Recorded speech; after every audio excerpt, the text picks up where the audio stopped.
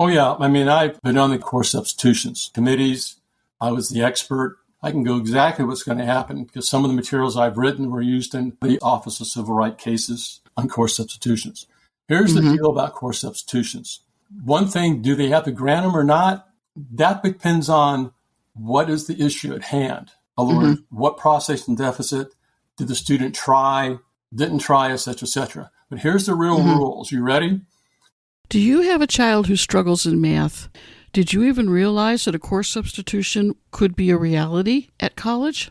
You are listening to Dr. Paul Nolting from episode 59, How Disability Affects Math Learning.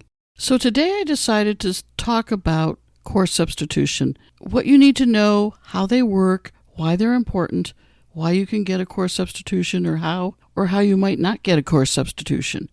So I'm going to be pulling from episode 59 periodically, but I want to talk about my own personal experiences with course substitutions as we delve deeper into that topic today. So welcome to Mickey Teaches on College, Disabilities, and Success, episode 79, How to Get a Course Substitution in Math with Mickey Hayes. The opinions in this podcast are my own, but please reach out to your college, physician, or legal services for additional information.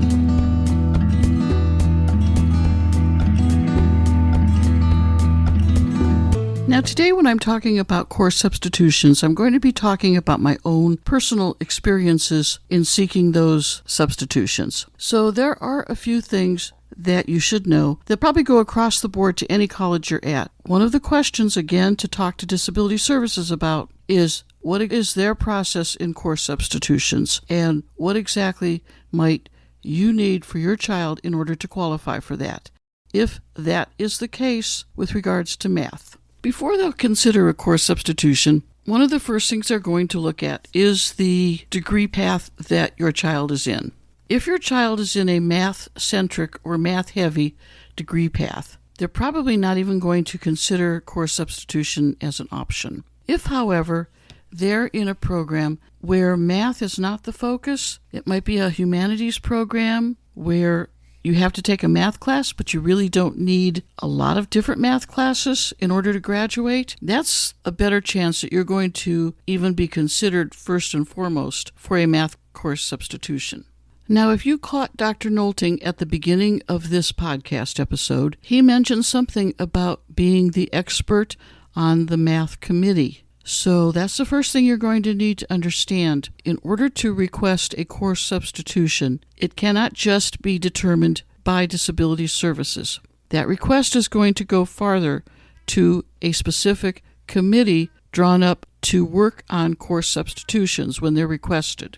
Now, the reason I'm focusing on math today is because about 90% of the requests that we ever got for course substitutions dealt with math. Occasionally, we would get one for speech, but those were few and far between, and they were not usually granted, to be perfectly honest, because most of the issues that people have with public speaking and speeches can be handled through accommodations. So the student gets the experience of the course and the knowledge of the course, but the actual presentation could possibly be handled through accommodations. So most of the requests that actually go to committee are going to be for course substitutions in math. Now I'm going to pull some things out of the podcast that Dr. Nolting did just so you can hear his words on the subject, but I want you to understand that there's always going to be somebody on that committee from disability services who's going to be the expert on your child's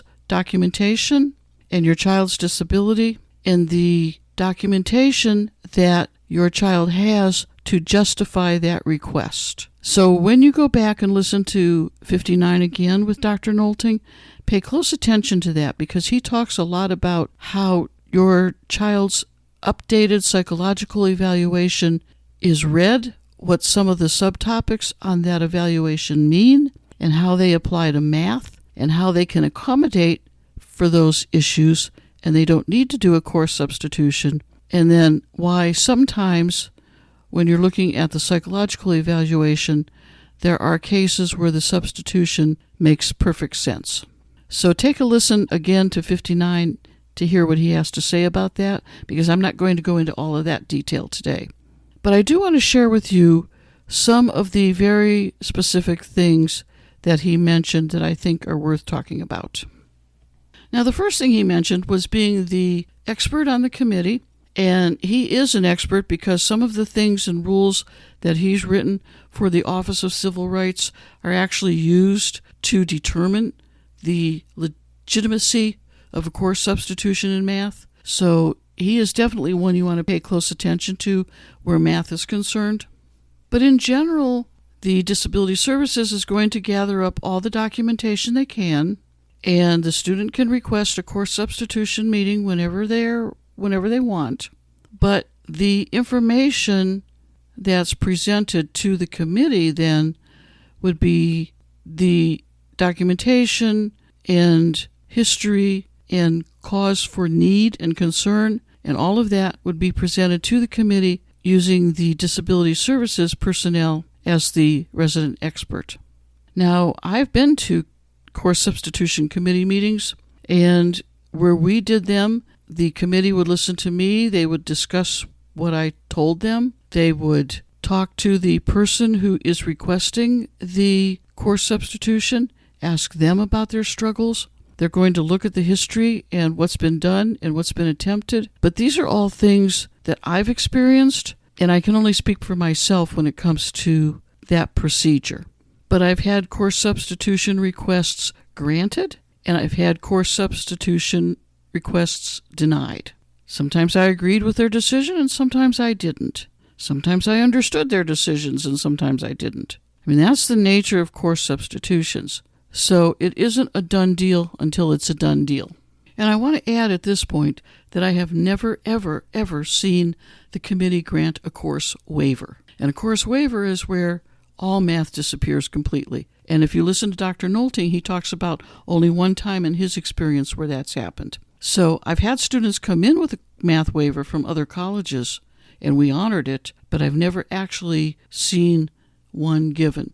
Course substitutions simply means that instead of waiving all math completely, that the math that they take can be substituted by some other course. Might be an economics course, might be a statistics course. Usually the colleges have a list of adequate substitutions that they can use in that case. So let's take a couple minutes and listen to Dr. Nolting again. But here's the real rules. You ready?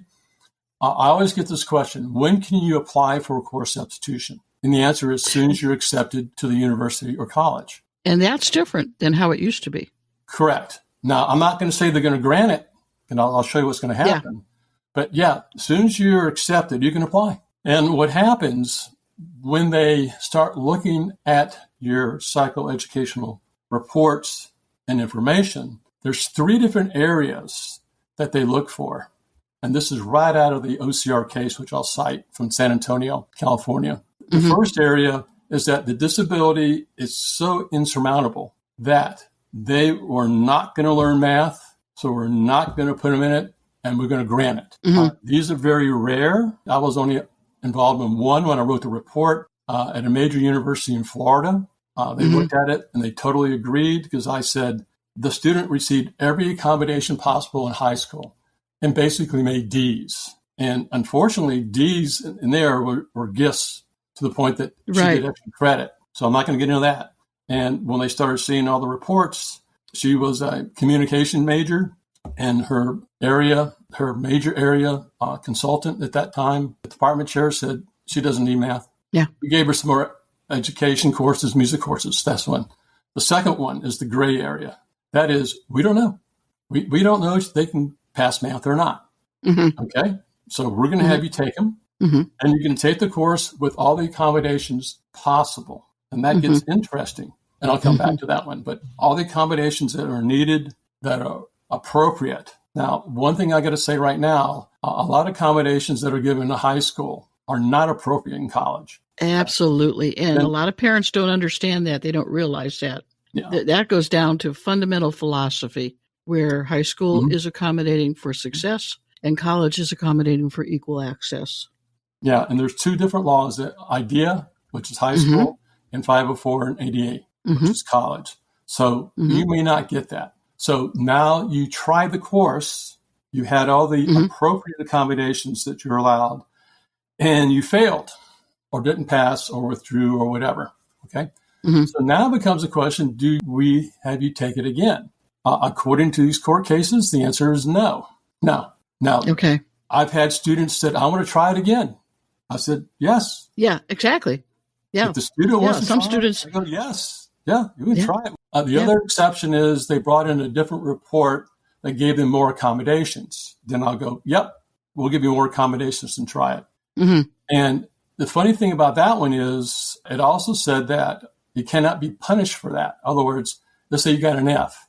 You got to take the F off the record and change it to a W because we didn't know. I'm not going to punish you for trying, that sort of thing. Right. The third area is your learning disabilities, say right now, processing deficits are not really associated with math, like auditory processing, or we can compensate them almost totally, like visual processing speed, visual processing, visual discrimination.